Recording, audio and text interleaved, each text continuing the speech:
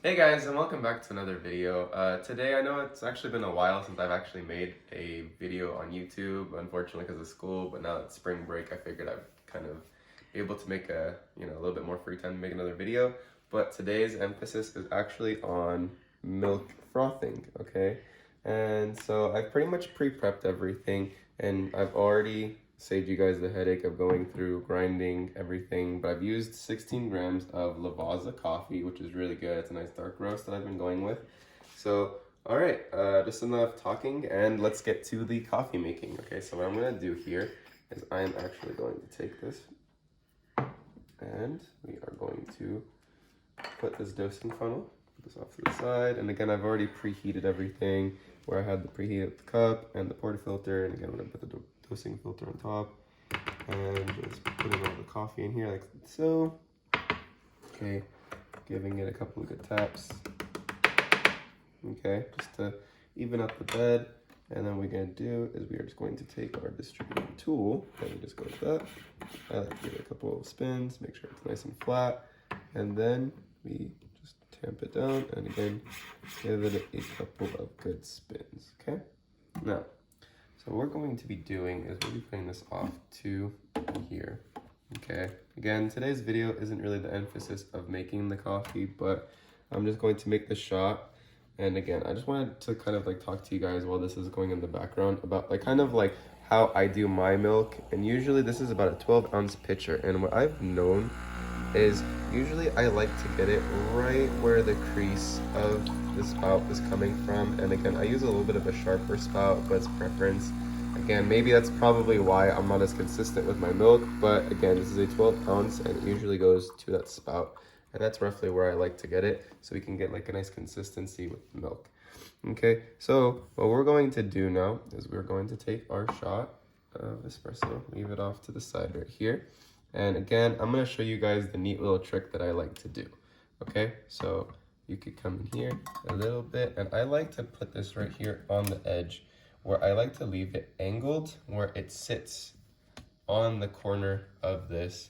And again, you don't want to make it like where it's not touching, but you want to get it to just touch enough and you hear a rippling effect, okay? Again, it's barely touching the milk. You don't want it, because I like to kind of gauge it where this tip of the steam wand is. Again, depending on how you preference your coffee, you can leave it like this, but I like it maybe just a smidge more foamy. And again, whenever you're ready, you go and you start to press the steam button.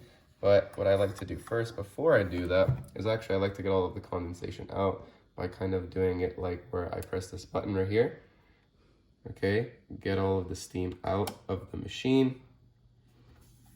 As you can see, get all of that water out, and as soon as it starts to steam in, and then you leave it right there, and you just let it go.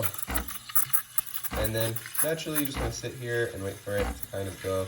And I just like to keep my hand around the sides just to feel when it is starting to heat up. Again, this is a little bit like putting like the Breville Bambino Plus, but kind of like without the automated aspect of it, where like will temperature rise and then it will stop on its own.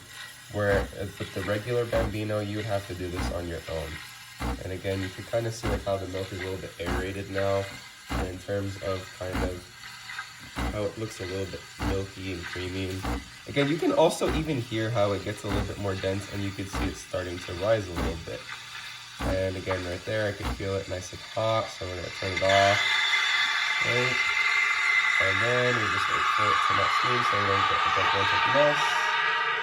And whenever it's done, you just wanna go like that. I wipe off the steam tip like that, and I like to just get a little bit of the water out so none of the milk gets stuck inside. And then what I like to do is immediately right after, is you can kind of see that there are a little bit of bubbles, so I like to knock those out, get a nice little swirl on that. And again, the consistency that I've heard throughout ever since starting is making it look like wet paint. So again, this is essentially what you want to kind of look for. And yeah, okay, and right here we have our espresso that we just pulled a few moments ago. Again, I like to give it a couple of swirls like so. And again, just give this a couple of good whirls like that. And then you just want to tilt it. So hold it like this. And then what I like to do is I like to pour it. Just again, it's fast and swirls. And then you want to kind of come in like so. And then you want to just go like that, and then you just like that.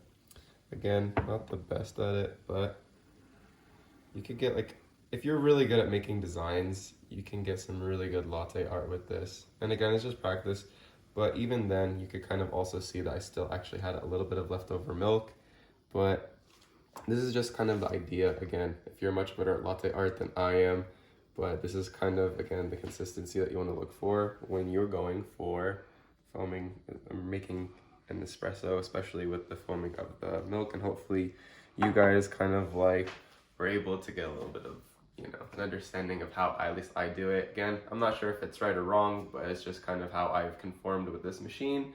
And again, foaming and making and frothing. I don't know, I keep saying foaming, sorry guys. Frothing milk, yeah. So again, on the Breville Bambino. It's actually a very capable machine for what it is. And again, you could do it. It takes about maybe 30 to 38 seconds or so, maybe even 40 seconds, depending on the amount of milk that you use. That also does vary. But again, just the biggest key that I would take away is when you just do it, just feeling for when it's really hot to the touch. That's usually when you want to kind of turn it off, and then you want to get a good couple of swirls, and then you want to pour. But yeah, all right guys, thanks again for tuning in.